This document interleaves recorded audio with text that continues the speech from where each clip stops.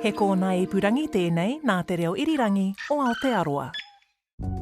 They say life is stranger than fiction. Its atomic number, which is 676, according to the DC Comics. Okay, universe. how many known elements are there so far? 118. So we've got a problem, right? But sometimes what we see in movies or read in books is so incredible that it obviously couldn't be possible.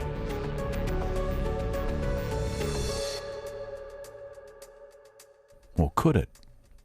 But if we imagined that the planet Xanagar had a much stronger magnetic field, and if we imagined that Nth Metal was a superconductor, then that's perhaps how Nth Metal could allow you to fly. Welcome to Sci Fi, Sci Fact. I'm Bryan Crump, and this is a podcast where we take science fiction's strangest ideas, weirdest elements, most unfeasible plot drivers, and explore if they could actually happen in real life. Maybe they already have. And in every episode, we bring in a scientist from New Zealand's McDiarmid Institute to explain the theories behind some of fiction's more fantastic flights of fancy, if any theory exists. In this episode, Professor Penny Brothers, Principal Investigator in the McDiarmid Institute and Professor of Chemistry at the Australian National University, gives us her scientific take on Nth Metal from DC Comics, a hyper-conductive metal that can negate gravity, which of course means people wearing it can fly.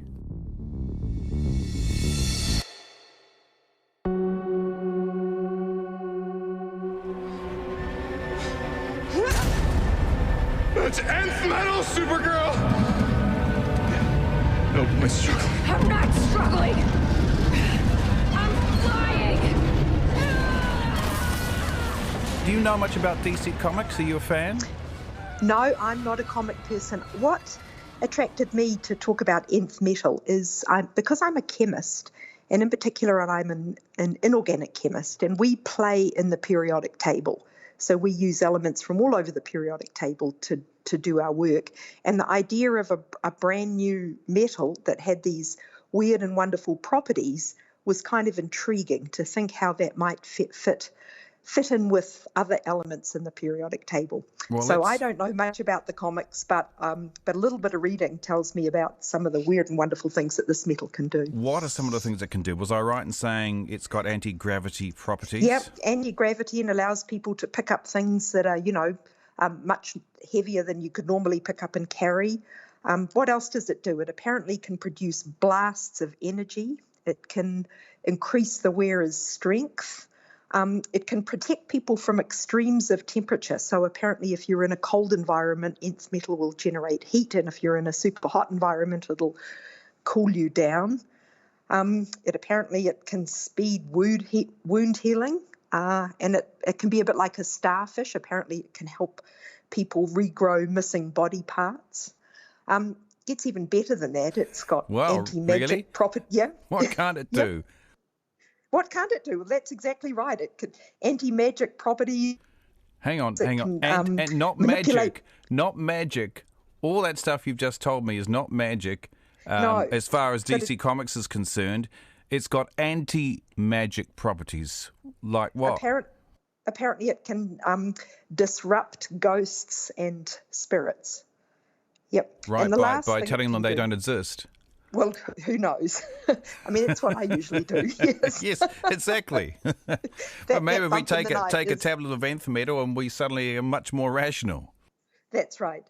And the last thing it can apparently do is it can manipulate reality on a quantum level, and so it can facilitate multi-dimensional time travel. So that's all apparently a single metal, right? A single element. Yeah. Is it an element? Well, that's a very good question. So because I'm an inorganic chemist, where I would start off by finding out the properties of a new element, I'd look in the periodic table. So if we think about the periodic table like a map, if you were to tell me the name of a place in Aotearoa that I was unfamiliar with, what I would do is I would get out my map and I would look up that place on the map. And simply by looking at the map and locating a place, I already know a whole lot about it. just by looking at whether it's, near the mountains or the coast, or whether it's in the north or the south, or whether it's near a large city or somewhere remote. And the periodic table can be a bit like that. All you need to do is find the address of an element and find it in the periodic table, and then just from where it is, you know a whole bunch of stuff about it. So I thought, well, I'd start off by looking up Nth Metal in the periodic table, and its address, so the address of an element in the periodic table is its atomic number, which is 676, according to the DC Comics. Okay. How many known elements are there so far? And that's including the ones that we manufactured ourselves? 118. Right. So we've got a problem, right? 676, I imagine, would be extremely radioactive and unstable. That's right. It would be very heavy, very radioactive. It would have some very strange properties as well, arising from the fact that it's very, very heavy. So some of its properties would arise from relativistic effects. Well, that ties in with its ability to what? Play with space-time? Yep, possibly. Yes, exactly. I mean, some of the elements that we know about that we're familiar with, their behaviour is affected by relativistic effects. We usually think about relativistic effects to be on a grand scale, like space-time. But actually, relativistic effects also operate at subatomic levels. So we know that when things approach the speed of light, that's when relativistic effects kick in. And in heavy elements, things like gold or mercury, the electrons in the inner core of those elements, of the atoms of those elements, are moving close to the speed of light. So we actually get relativistic effects happening that affect, on the subatomic level, that affect the properties of those elements. So if you think about it, mercury is a weird element because it's a metal, but all other metals are solids at room temperature, but mercury is a liquid. And that directly relates to relativistic effects. And another example is gold. If we think about, most metals are kind of silvery grey, but gold is golden in colour. And that's, again, a relativistic effect that affects how light interacts with gold. So it's not so out there to think about a heavy element having relativistic effects, because we have, real-life examples of that. Can I ask you just to explain, if you can, those relativistic effects? Is it because, talking about mercury and gold, the electrons closer to the nucleus are travelling slower or faster than the ones far out, and that creates this relativity thing? Yeah. So one of the things we know about now, there is a branch of chemistry and physics which looks at this, and in fact we've got an expert in New Zealand who looks at relativistic effects, but I'm only able to really talk about it at a very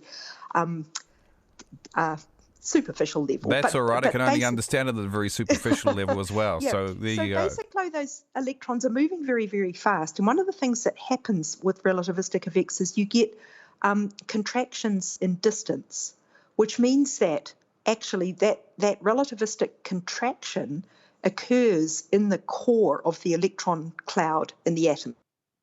So we know an atom has a nucleus surrounded by clouds of electrons, and those clouds of electrons, we can sort of map them onto a particular space around an atom. And as the atom gets bigger, our concept of that electron cloud around the atom gets bigger. But where you have these atoms with electrons moving at the speed of light around the core, around the nucleus, the relativistic contraction means that the atom becomes slightly smaller. And then that affects things like the energy levels of the electrons. And so, for example, the example of colour in gold is because the colour of something is because of how it interacts with light, how light gets absorbed and promotes an electron from one energy level to another. And because that relativistic contraction changes the energy levels, it changes how gold interacts with light and means that we observe it as a different colour. And with mercury, which is liquid at room temperature? That's a really subtle and difficult to explain. There's these quantum mechanical equations, and there's simple equations, and then as you build in all these more and more and more complicated effects, like relativistic effects, you have to factor in a whole lot of perturbations into the equations, and you have first order, second order, third order perturbations, and you have to go down a rabbit hole of quite a few perturbations. But actually our New Zealand colleague who is very strong in this area is Professor Peter Schwertfeger at Massey University, and he made some really important breakthroughs in this area. He solved the equations that explain why relativistic effects result in mercury being a liquid. Perturbations. What a beautiful word. What a fantastic word. I'm not going to ask you what it means. I'm just going to use context there to help me get along. Now, let's get back to Nth Metal at 676 on the periodic table. Is it possible, you said it would be extremely heavy, you would have a massive atomic weight. Could that create some kind of anti-gravity effect? Because isn't gravity tied in with relativity as well? I mean, I doubt actually it could even exist as an atom with that weight. They become so unstable, you know. So after finding that had that huge weight and I couldn't find it on the periodic table, I figured, well, I'll just set aside the idea of that being a very, very, very heavy atom. Okay. I did look it up on another periodic table. If you hunt around enough on the interweb, you can find a periodic table of fictional elements. And it does appear there, but those elements on the periodic table of fictional elements are organised according to their origin. So whether they're, you know, a TV show or a movie or a book or a comic. So there wasn't much more help about its properties. Okay. So the way I would think about the anti-gravity properties, so one of the things we know about superconductors is that you can levitate a magnet above a superconductor. So if you have so remember, a superconductor is a material which can conduct electricity with no electrical resistance. Yeah. Which means that once you induce the current, the current will keep flowing without having to add energy. Usually the reason we use up electricity and we keep having to, replenish electricity, that's why we plug something into the wall, is because electrical resistance means that as the electrons flow through the wires, they're always bumping into atoms and lose a little bit of energy. But a superconductor doesn't. That resistance drops to zero. And so one of the properties of superconductors in a superconducting state is that it excludes magnetic fields. So usually an object is not, usually a magnetic field can pass through a material, but in a superconducting state, those magnetic fields get expelled. And please don't ask me to explain why. It's a phenomenon of a superconducting state. So what happens then is that a superconductor will actually repel a magnet. Now, we know a little bit what this is like. If you imagine two bar magnets, and if you put them together in the right way round, they snap together. But if you pull them apart and turn it around and put them together the wrong way round, you can feel those magnets pushing each other apart. That's the like poles of magnets repelling each other. Yeah, it's always cool when you do that. Yeah, so that's superconducting is the same. The superconducting levitation effect is the same kind of thing, but you have a superconductor repelling a magnet. And you can look on the web and you can find pictures of a little superconducting coil, and it's always cold. I'll come to that in a minute, with a magnet floating above it. And you can do the same thing in reverse. You can have a magnet with a superconductor floating above it. So I was thinking that if Nth Metal was a superconductor, right, and if the planet, it's not the planet Earth, what's it called? It's I've got Thanagar here, Thanagar. It might be Thanagar. Hyper-conductive, native to Thanagar. If the planet Thanagar had a big enough electric field, and magnetic field, and we know the planet Earth has a magnetic field that's pretty weak, but if we imagine that the planet Thanagar had a much stronger magnetic field, and if we imagined that Nth Metal was a superconductor, then if you did the calculations and you'd have to figure out what the actual payload of the superconductor was, it would have to be able to carry more than just levitate or fly more than just its own weight. Then that's perhaps how Nth Metal could allow you to fly, by wearing a belt of Nth Metal. Aren't another thing that would... Aren't these superconductors mostly things that have to be, in order to be superconductors, they have to be extremely cold? That's exactly right. That's exactly where I was going next. So the metals that can become superconducting on our Earth and our universe, things like maybe aluminium or niobium, in order to achieve the superconducting state so that electrons can move through, an electrical current can move through without resistance, they have to be cooled right down, and that's to stop the vibrations and things that basically create the electrical resistance. So things like niobium or aluminium, we need to cool them down to just about absolute zero. Be difficult to wear about of that, wouldn't it? Yeah, that's exactly right. I mean, we do have things called high temperature superconductors. So the absolute zero is about minus 270. They cool down to just above absolute zero, so down to about minus 270 degrees Celsius. There are what we call high temperature superconductors, and they don't have to be cooled down nearly as much. They only need to be cooled down to minus 196 degrees. Oh, is that all? That's all. But that's actually quite important, because that's actually a much more accessible temperature. If you compress nitrogen until it's a liquid, the temperature of liquid nitrogen is actually minus 196. So it's not, and so the first superconductors were discovered at these very low temperatures, and then these high temperature superconductors, they're made of actually a mixture of elements, so not a pure metal, so something like yttrium, barium, copper oxide, or bismuth, strontium, calcium, copper oxide. It's actually just a lattice of a bunch of different elements. They only need to be cooled to liquid nitrogen temperature, and there's a big search, a huge worldwide research effort to try and find even higher temperature superconductors. And of course, the thing that people really are after is a room temperature superconductor, because then all the advantages of electrical current with no resistance, no energy provided to maintain that electrical current, could be realised. So it's not so fanciful to think that there are materials out there that could superconduct at room temperature. It's not physically impossible in the universe in which we exist. I don't know for sure, but I don't think so. Again, the theoretical understanding of superconducting and of high temperature superconductors is still an active area of research. And again, it's an area that in New Zealand we've got some of the world leading researchers in this area. So the Robinson Research Institute at Victoria University in Wellington has a very, very active and successful high temperature superconductor research group. So it's probably possible, yeah.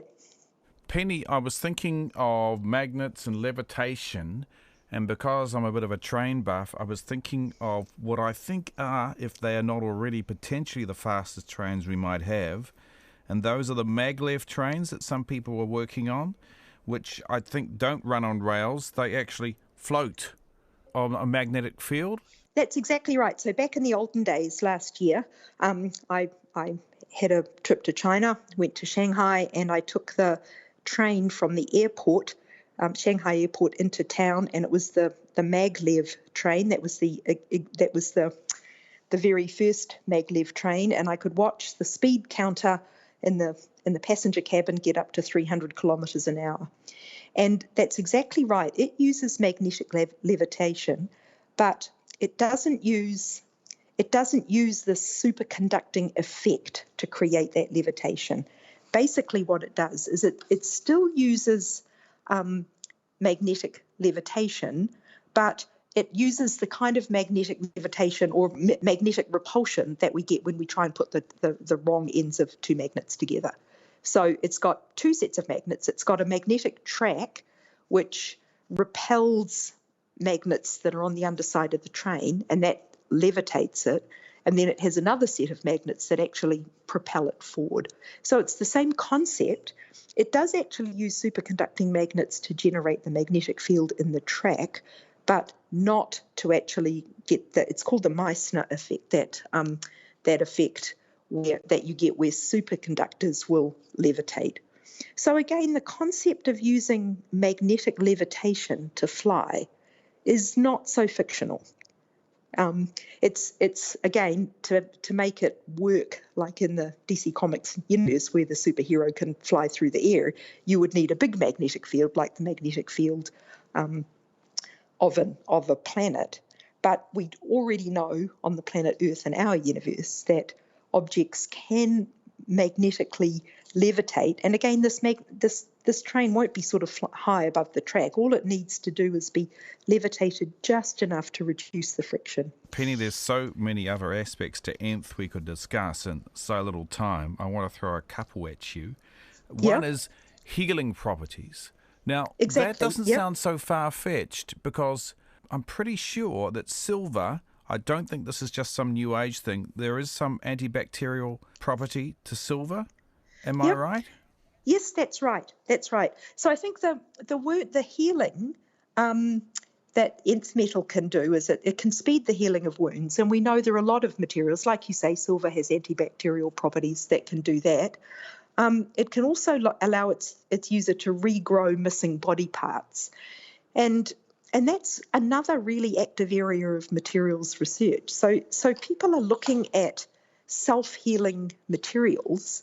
And so this is a material that, for example, you put a knife through it and it just cut it in part, and then it will heal itself. It will grow back together. So there's quite a lot of new materials that will do that kind of thing. And they're often made from polymers or hydrogels.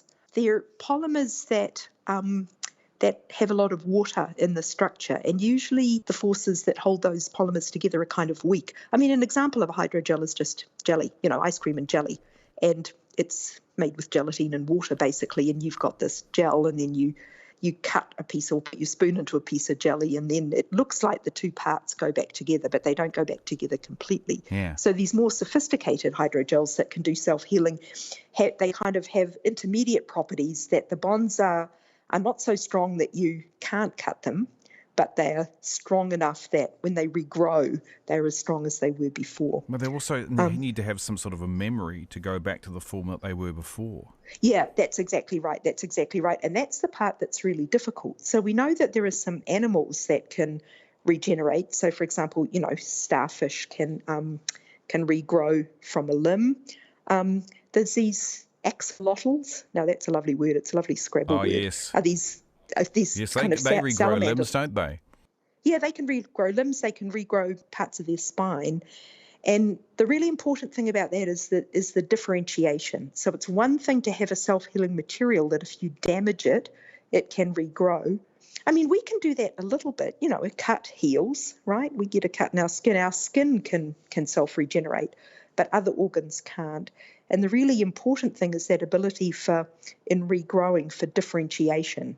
So that, if you cut the arm off a salamander, an axolotl, it can grow a new arm, not just a new arm, but it can differentiate into the kind of hand structure. And so I think for a metal like Nth Metal to be able to do that is a bit much. I think there's a whole lot of research happening on those fronts with materials that can heal themselves, a lot of research looking at how those animals that can regenerate limbs or body parts, how they do that, what the instructions are coded into the cells that allows them to do that. But a material that would induce all of that to happen still pretty much out there in another universe right now, I think. Okay, last one, Penny.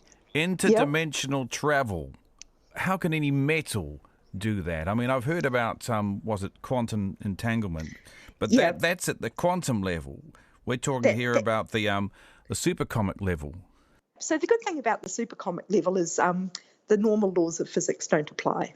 If you don't want to. Yeah, no. You can waive them when you like. Yeah, so basically I don't know very much about this at all, but the idea of quantum entanglement, it comes back to the Heisenberg uncertainty principle, and that you can, in Schrodinger's cat and all that sort of thing, is the cat in the box alive or dead? It's actually both at the same time. But as soon as you take the lid off, it has to be one or the other. And this idea of quantum entanglement, if it can be harnessed, is a way potentially of communicating between different dimensions. And so, again, that's at the quantum level, but then all material actually operates at the quantum level because we're all made of atoms, and atoms are entities whose structure and behaviour is described at the quantum level. So who knows? It might be possible, but we're really only at kindergarten level when it comes to understanding things like quantum entanglement. And the very, very first rudimentary experiments have been done, with information from one photon of light being picked up in a remote location, and that's at the level of one photon at a time. Was that instantaneous? I'm not sure about the details of that. Yep. So that's deep into quantum physics.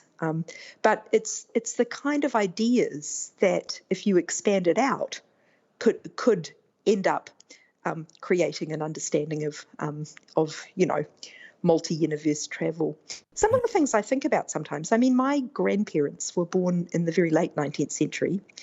And if I think about the time that they grew up in, over 100 years ago, if I had handed one of my grandparents my iPhone and told them that using this device I could talk to a radio interviewer in New Zealand when I'm currently in Canberra, or I could look up any piece of information in the world that I wanted, or I could take photographs and send them around the world. To my grandparents, those are people I've known in my lifetime, at the beginning of their lives, that would have sounded as outlandish and as far-fetched as Nth Metal. So I think that is one of the things that's intriguing about pursuing these kind of fictional ideas, is simply just projecting back into what we take for granted now, thinking that not that long ago would have seemed completely far-fetched and fictional. Thanks for listening to this episode of Sci Fi, Sci Fact, hosted by me, Bryan Crump, produced by Andrew Robertson, and of course, made possible thanks to the incredible knowledge of those brilliant scientists at the MacDiarmid Institute. You can find more episodes of Sci Fi, Sci Fact on the RNZ Podcasts page.